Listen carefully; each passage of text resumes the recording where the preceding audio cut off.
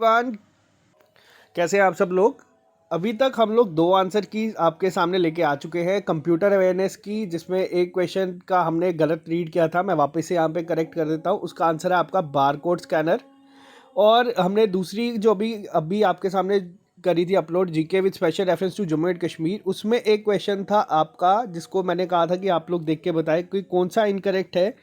तो उसका बच्चों ने कहा है कि हाँ हाँ है, आंसर है आपका ऑप्शन नंबर बी, यानी कि to provide livelihood security to household in rural areas by providing not less than 100 days of guaranteed wage employment in a financial year। तो आप वो भी एक बार चेक कर ले।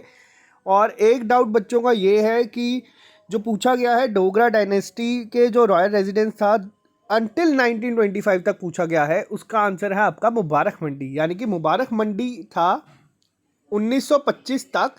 उसके बाद वो हरिनिवास में शिफ्ट हुए थे, तो ये आपको मैं बता दूं। तो चलिए अब बात करते हैं अकाउंटेंसी की। जो लोग ये लेक्चर पहली बार देख रहे हैं, आप लोग इस चैनल को सब्सक्राइब कर लें ताकि आपको बाकी की आंसर की भी जब हम प्रोवाइड करें तो आपको नोटिफिकेशन आ जाए। ऑलमोस्ट 90 मार्क्स की अभी हम प्रोवाइड कर चुके हैं।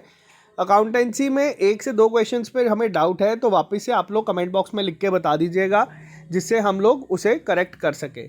तो चलिए स्टार्ट करते हैं। पहला क्वेश्चन क्या था, तो आप ये देख सकते हैं पहला स्टेप क्या होता है फाइनेंशियल ऑडिट का।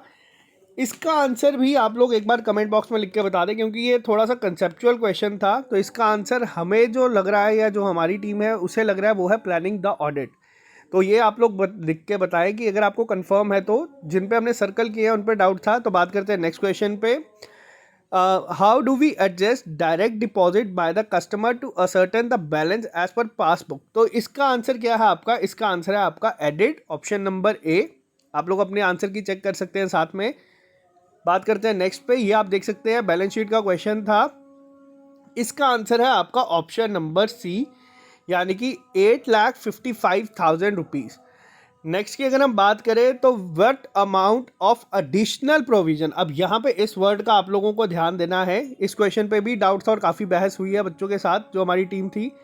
एडिशनल प्रोविजन पूछा गया है बैड डाउटफुल डेब्ट का।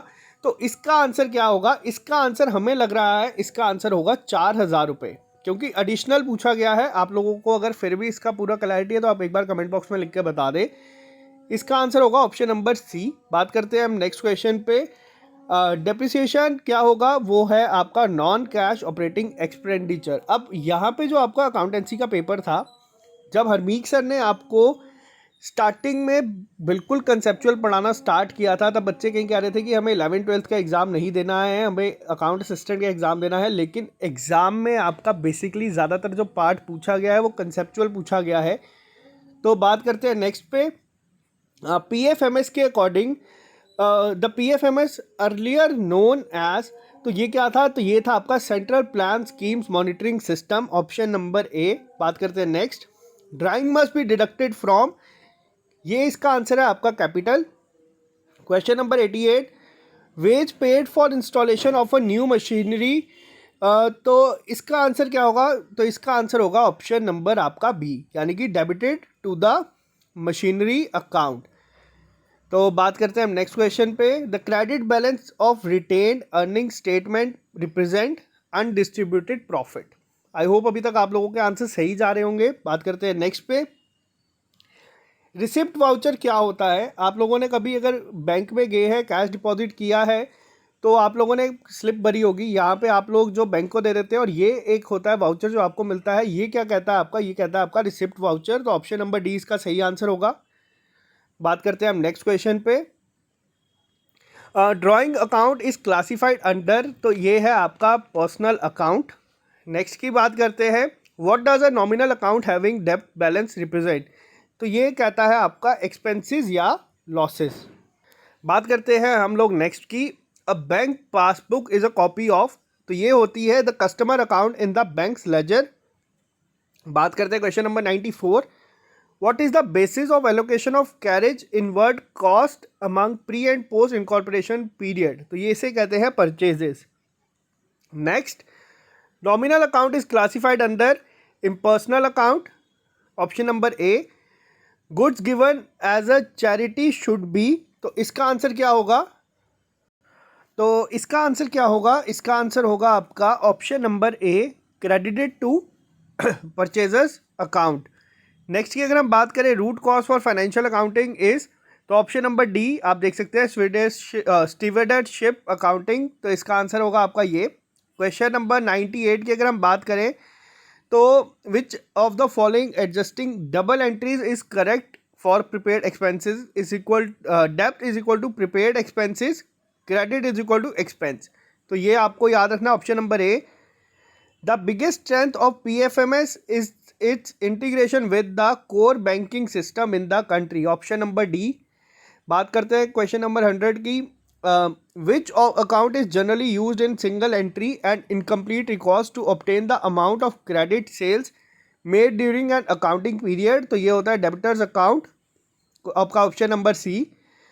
विच one out of the following is best explains double entry system, तो इसका आंसर होगा आपका ऑप्शन नंबर सी, यानी कि receiver is debited, giver is credit. बात करते हैं नेक्स्ट क्वेश्चन पे 102, income tax paid on business income by sole proprietor is deducted from capital account in the balance sheet, यानी कि आपका ऑप्शन नंबर सी इसका सही आंसर होगा। The balance remaining after deducting gross profit from the sales is called cost of goods sold, option number A. तो इसी के साथ बात करते हैं हम लोग क्वेश्चन नंबर 104 क्या था, a check received from customer and the same is deposited in the bank for collection, it is if it is finally returned dishonored then it will result into customers account being debited। तो आपको ये याद रखना है, question number 104 का answer है option number B. बात करते हैं नेक्स्ट पे, which concept suggest that exclusion of human resources in balance sheet, तो ये है आपका money measurement concept.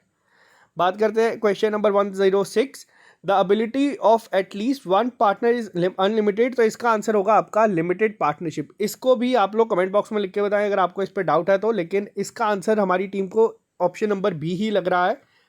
Question number 107 का क्या आंसर है, statement of financial position produced from incomplete accounting record is commonly known as, तो ये है आपकी स्टेटमेंट ऑफ अफेयर्स, यानी कि ऑप्शन नंबर बी। ऊपर से ये क्वेश्चन था आपको एक न्यूमेरिकल बेस्ड, तो इसका आंसर क्या है, इसका आंसर है आपका 25,000। बात करते हैं क्वेश्चन नंबर 109 की, a firm has omitted to record provision for bad doubtful debts, how will it impact in the financial statement, net profit would increase. तो आपको ये याद रखना है, क्वेश्चन नंबर 109 का आंसर है ऑप्शन नंबर बी। अभी तक आई होप आपके सारे ही सही जा रहे हो। नेक्स्ट की बात करते हैं हम, तो लास्ट क्वेश्चन का आंसर है आपका सैलरी ऑफ परचेजिंग स्टाफ। अभी तक जो हमने 3 सेक्शंस की बात की है, जिसमें आपकी कंप्यूटर है, कंप्यूटर में मैंने आपको बताया 25 तक आसानी से स्कोर कर सकते थे आप लोग। जनरल अवेयरनेस में जो लोग हमारे साथ पढ़ रहे थे वो 20 तक स्कोर करके अगर आ रहे हैं तो बहुत अच्छा है।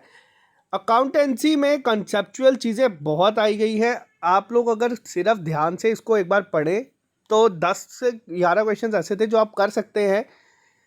जिन्होंने कॉमर्स नहीं पढ़ा वो भी, जिस तरह से आप रिसिप्ट वाउचर हो गया या फिर थोड़े से क्वेश्चंस थे जो कि काफ़ी आप कह सकते हैं ठीक लेवल के थे, लेकिन कुछ क्वेश्चन ऐसे थे जो ट्रिकी थे। तो अकाउंटेंसी क्या, अगर आप लोग अटेम्प्ट के साथ साथ 15 से 20 तक भी लेके आ रहे हैं इस सेक्शन में, कॉमर्स बैकग्राउंड वाले इसमें बहुत अच्छा करके आए हैं, ऑब्वियस था कि वो करके आएंगे, तो आप लोगों का अभी तक बहुत अच्छा स्कोर जाएगा इन 3 सेक्शन में। ये जो 90 नंबर का हमने आपके साथ डिस्कस कर दिया है अभी तक, तो इसमें आप लोगों का स्कोर अगर 65 तक जा रहा है तो वो बहुत अच्छा होगा। 60 to 65 अगर आप लोग इन 3 में लेके आ रहे हैं तो ये बहुत अच्छा होगा। बात करेंगे अब हम नेक्स्ट 3 सेक्शन की जो 30 नंबर की होगी।